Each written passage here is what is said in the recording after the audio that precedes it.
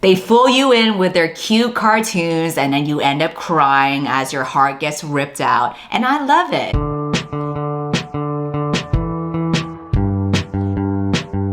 Bone Apple Titty. Once again, I'm doing another video where I talk about stories while I stuff my face. Very compelling content, I know.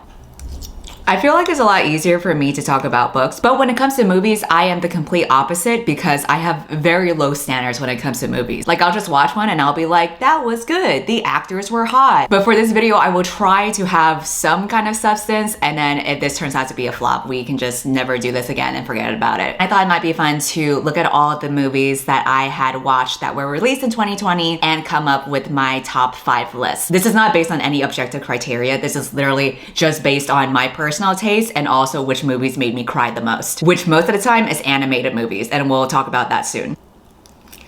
Starting at the bottom of the list at number 5, I'm gonna go with Palm Springs. The entire movie takes place at a wedding in California. The main character, who is played by Andy Samberg, is this dude that was invited to the wedding because his girlfriend is friends with the bride. The moment that the movie starts off, you can tell the bitch is depressed. He's just lying in bed, disassociating, which is a fucking mood. The main female character is the sister of the bride. She's the maid of honor, but she's considered the black sheep of the family because she is kind of known to be a screw up. She drinks too much, she fucks around too much, literally and figuratively. Meanwhile, her sister, which is the bride, gets praised for donating a bone marrow to someone who needs it. And it's like, we get it, bitch. Pack it up, Make-A-Wish Foundation. The main guy and the main girl end up hooking up. They go outside of the party into the desert to go make out. Suddenly, an arrow gets shot right into his back, and then the main girl screaming and he's screaming. There's some weirdo in the middle of the desert that just came in and is trying to shoot him with a bow and arrow, acting like Katniss Everdeen. They have to run away. They crawl to these caves. There's like this weird light glowing at the end of the caves, and then he's just crawling there, but then she's running after him to make sure that he's okay. But Andy Samberg is like, don't follow me. But she does. We cut to the next scene where the characters wake up and they're back in the hotel and they're back at the wedding. And so begins the plot of 2 people who end up being stuck in a time loop where they will repeat the same day over and over. Andy Samberg has been in this time loop for ever, and she is getting in there for the first time and she's fucking pissed. She's like, what the fuck did you do? Now I have to relive this straight culture bullshit of a wedding all over again. Now they are trapped in this hell. Can you imagine what it's like if you had to spend every single day living the same experience over and over again in the year of 2020? Wait,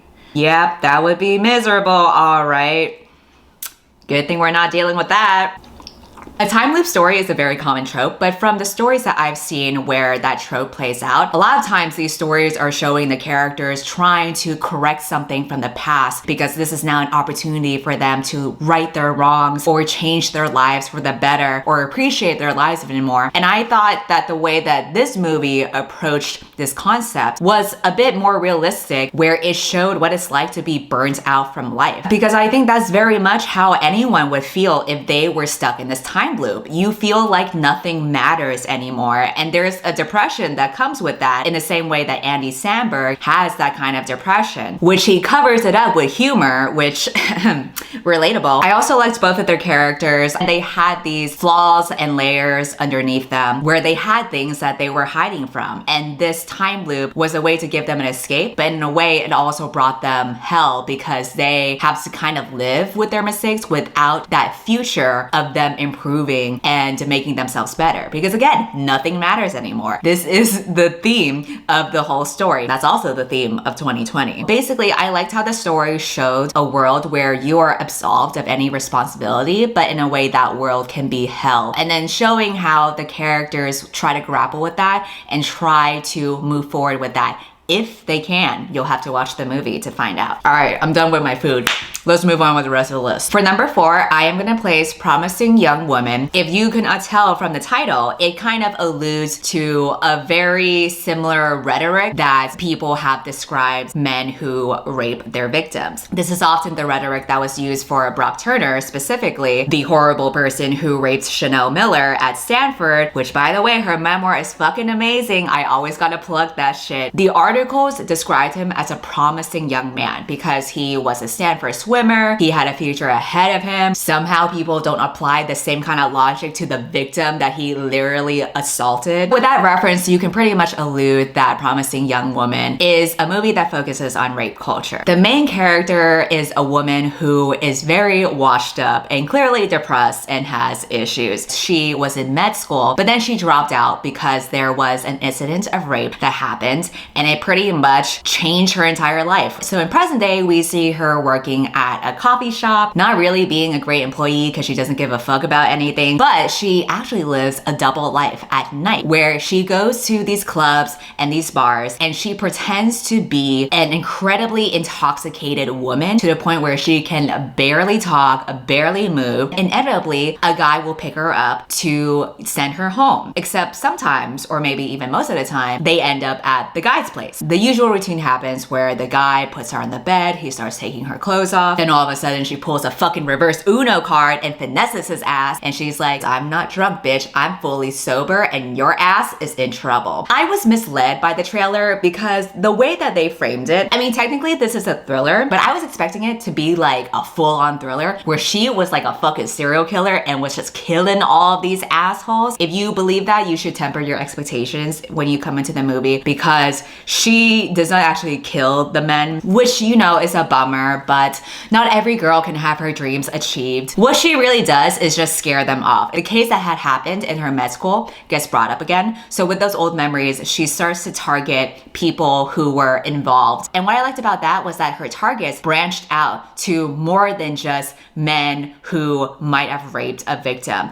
They branched out to other types of people who contribute to rape culture. Like there was a girl who had been there and she took the guy's side for that and she dismissed what the victim was going through and was saying that it wasn't that bad. And a lot of women do that. Even the dean at the school was a woman who also took the guy's side. So there were just a lot of people who in various ways had turned a blind eye or had contributed to the culture of not siding with the victim. I liked that the movie covered those various aspects of that. What I also thought was interesting about the movie was the visual choices that the director decided to make. A lot of the settings that the character goes through and even the clothes that she wears have this very girly pastel aesthetic to them. And I thought that was super interesting because you're seeing something very girly and cute and sweet, and that's contrasted with something that is so horrible. And yet both of those aspects, the girly, cute aesthetic and the statistically high rate of being raped, are both components of what it's like to be a girl. When you're a woman, you have both, you know, it's like hashtag girly things. I felt like there was a lot to relate to for the main character. The whole premise really focused on the rage that she felt. Various people and the system have failed you in multiple ways, and you have this fantasy of wanting to enact revenge in your own hands. And I find that very relatable. But again, I really wish that the movie had gone all the way with it being a revenge thriller film, because I would have found it to be so satisfying for her to be a serial killer and just straight up kill all of these people. That way it would be more of like an escapism fantasy, and I think that's kind of healing in its own way. But the movie did not aim to be that. It was aiming to be more grounded. As a result, I have mixed feelings about the ending. I don't think the ending ruins the movie necessarily, but I don't think it was like the best hell yeah ending that we could have gotten. And I feel like there has to be a better way for the movie to end in a way that still would have been satisfying yet realistic. Another thing that I wasn't so sure about was how on the nose the story was. And I hesitate to make that complaint because I absolutely think that everything in the movie were things that have actually happened in real life. The thing about this movie though is that it often felt like it took every possible horrible thing that has happened to a victim of rape or in rape culture in general and just combined it all into one single movie. And that is what made it kind of like on the nose. Sometimes it felt like they were exaggerated characters, even though I absolutely know that there are people who have said those things and have thought those things. But I think because the movie has combined every single single line inside of this story. That's what felt like it was tacking it on a lot. When I actually think that the danger of having a problematic culture like rape is the insidious nature of it, where it's not so obvious that someone is a terrible person. Because when it's more subtle, that's how these things happen and that's how these things build up. But I understand that the director had a point to make and she was trying to make this point in under 2 hours. So that is just my own personal nitpick from there. The third movie that I am going to rank for third place is The Half of It, which is a coming of age comedy drama. And I actually did a movie reaction to that if anyone's interested in watching me cry. This is a movie that stars a girl in high school who is very shy and introverted and smart, and she has set up her side hustle where she writes other people's essays for money. And meanwhile, there is a very popular jock who is great at sports but is really fucking stupid. He has a crush on this girl. The problem is, you can pretty much tell that the girl has like an IQ way higher than his. Like her IQ is probably 200 and his is like a 5. Like it's not even triple digits or double. He has no idea how he can even talk to her or engage with her because he's really shy and she has all these complexities to her, like having thoughts and being a person. He decides to enlist the help of the main character, where instead of her writing his essays, she will write letters to this girl. It's your typical teenage movie plot, but the twist is the main girl herself actually has a crush on that same girl as well when she is writing those letters to this girl. So these two girls end up forming this connection through these deep conversations that they have, but it's under false pretenses because that girl thinks that she's talking to the dumbass himbo. What I liked the most about this movie was that it wasn't focused on the romance. If anything, there was an even stronger emphasis on the friendship between the main character and the dumbass himbo. I think that there needs to be more focus on platonic relationships between a girl and a guy without it having to be under a romantic lens. And even though I make fun of him for being a dumbass himbo, he was just the sweetest. He was basically a golden retriever in the form of a human. So I thought it was very sweet for these two unlikely people to come together and bond together over having a crush on the same girl. Another thing that I liked about this film was the fact that we are seeing this coming of age film starring an Asian girl. But it's not just that, it's the fact that this Asian girl literally looks like any Asian girl I could have grown up in school with. Because usually when you see an Asian person on TV, that Asian girl has to be hot as hell. Like I'm talking Shay Mitchell hot. I'm talking anybody from Crazy Rich Asians hot. Yes, there's Asian representation, but they're fucking gorgeous. So where's the ugly representation, huh? And I'm not saying that the main girl is ugly. I think she's cute as hell, but I love that she wasn't like a model and she literally looked like a normal ass girl. That grounded her into reality a lot because she wasn't just some hot Asian girl that they decided to cast in the movie because they needed an Asian. She was literally your everyday average Asian girl. I respect that. I also really liked how the movie took place in this small town that was predominantly white, because I feel like when you see settings like that in those coming of age movies, it's literally all white characters. And we ignore the fact that there are people of color who do exist in those settings, but they've always been regulated into the background. Maybe they don't even show up in the movie at all. So it's nice to see the perspective of this character who is literally a minority in a small town that she's in. That is a refreshing perspective to see in a genre that typically shows otherwise. And then the last thing that I really liked that I did not expect from the movie was actually the religious component to it. Religion is not the main focus of the story, but it does play a part into it. The characters regularly go to church. Even the girl that they have a crush on is the daughter of a pastor. And I thought it was interesting to show these religious settings and show characters who are devout while you're handling a story about a girl who has a crush on another girl, and how other characters grapple with that realization as well, because that adds on to the layer of figuring out your identity, but also balancing out all of these traditions and expectations that you grew up with or that your family has. Religion is often a very sensitive subject or even a pain point for many people who identify as LGBT+. One of the scenes that made me cry my eyes out, I'm not gonna spoil it, I'm just gonna say it very vaguely. It takes place in the church, and there's this one character that talks about what it means to really love someone. Basically, it just made me bawl my eyes out pretty much in the last 1/3 of the movie. Man, the more that I think about it, the more that I think that maybe I should place The Half of It as number 2 instead, because I feel like I have a lot more to appreciate in that specific movie personally than I do with the other movie that I technically ranked as number 2. The original movie that I ranked as number 2 is Soul. I'm sure everyone knows about it already because the commercials and the ads for it were everywhere. But in case you were living under a rock, this is Pixar's first movie that features a Black protagonist. The main character is a middle school band teacher who is super passionate about jazz. But he's a teacher for middle school students, so obviously life did not go the way that he expected. The story starts when he gets a phone call from a student that he had previously taught years ago. Now that student is in a jazz band with a really famous musician, and one of the members in that band had to drop out. So the student is calling the main guy and asking him if he would like to audition to take the part. They're gonna play and he's gonna finally get his big break. So he is on top of the world. Everything is going perfectly, but unfortunately his life gets cut short. And I realize by the way I summarize this, it sounds like a metaphor of the experience of every Black man in America.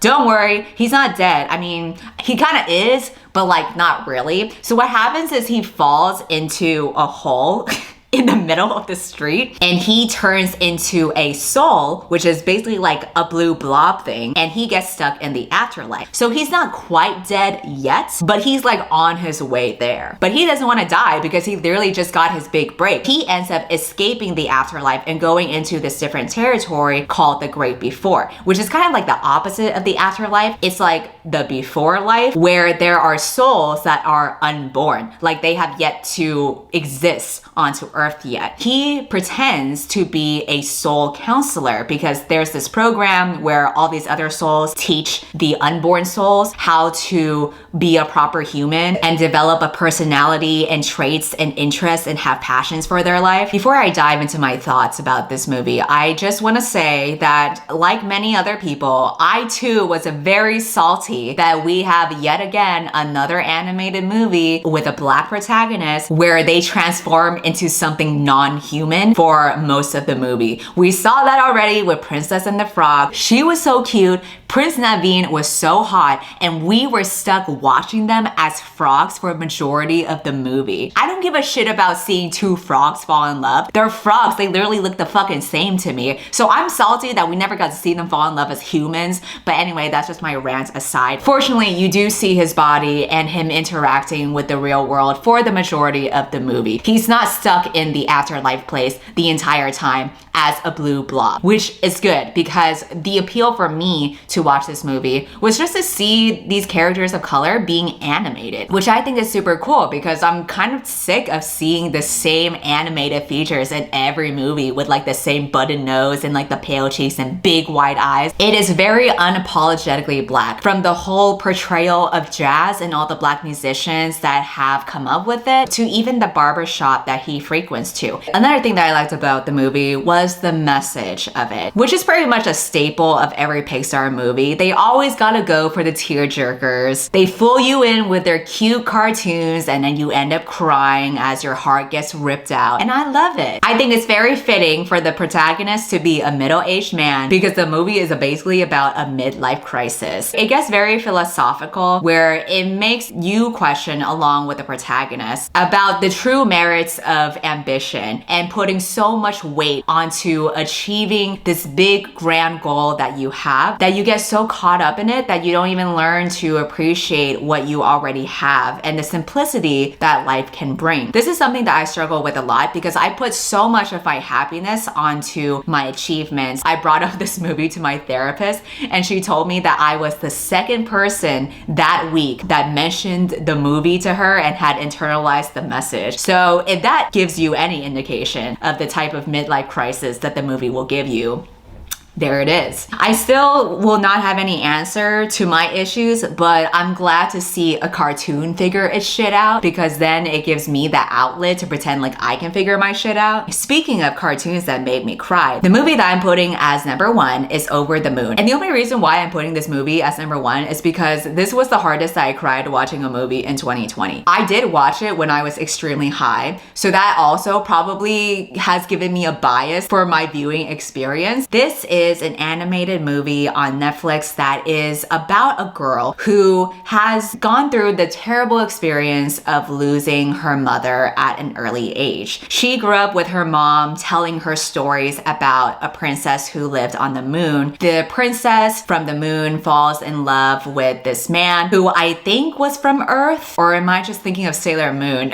Whoops, maybe I'm too high to properly summarize this movie, but the point is, she fell in love. Tragically, she had to be separated from her lover. The tale is that to this day, she is still on the moon, crying about losing her lover and hoping they will be reunited once more. So the main character grew up with that story that the mom told her. They also grew up with this tradition of making moon cakes for the Mid-Autumn Festival. But, you know, now that the mom is dead, life pretty much sucks. But you know, she's making the best of it that she can. She still has her dad until one day a woman shows up, and apparently he's been seeing this woman for a long time, and they keep on being giggly around each other and their hands keep on grazing each other, and the main girl is like, who the fuck is this bitch in my household touching my dad when my dead mom is rolling over her grave right now, not about to be replaced with this fucking slut? Okay, she doesn't actually say that, but I'm just like paraphrasing. Also, the new woman has like her own recipe for the mooncakes, and the main girl is like, bitch, that's not how we do it over here. Obviously, what you do when you are resistant to change is you realize the story about the moon princess, and you decide to build a spaceship that will send you to the moon so that you can talk to the moon princess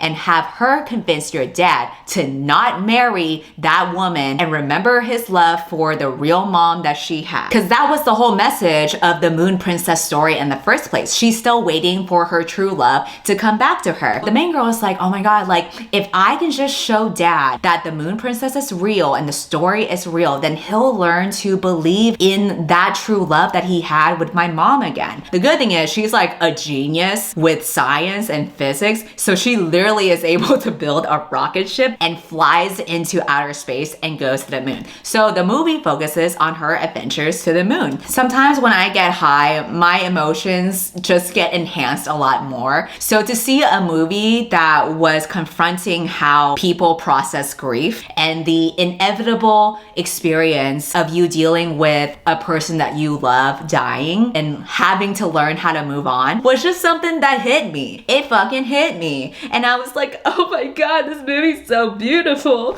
And there is this one scene, I'm not gonna spoil it or say the context, I'm just gonna vaguely describe it. There's this one scene where the main character enters this area that is called the Chamber of Exquisite Sadness. And it's literally this void of darkness. And when she enters there, it's all of these negative thoughts and memories and feelings come towards her, and she gets so overcome by all of this darkness that she curls up into a ball and just is stuck there. And I cried my eyes out because my high brain was thinking, bitch, is this a metaphor for depression? Because this is hidden way too close to home. I found it to be very heartbreaking and very resonant with the emotions that have been underlying me for the year of 2020. So that hits close to home. Beyond my tears, another thing that I enjoyed about this movie was the visuals of it. And let me tell you, when you watch it high, that shit gets so much more enhanced, because on Earth, it's pretty much like your standard animation style. But then when you go to the moon, everything is super neon and strange, almost like a video game. So the visual style is just so different. The movie is also a musical. In the first half of the movie, when she is just on Earth, the songs are very very much like a typical musical. But then when she goes to the moon, all of a sudden the songs become EDM and hip hop and electronic. And I just thought that was such a cool contrast because it's showing that the moon has its own society and it's very modern day and futuristic. And again, since I was partaking in the Devil's Lettuce, that kind of switch just blew my mind. I was like, what the fuck is going on? What is all this neon shit? All these blobs floating around the universe?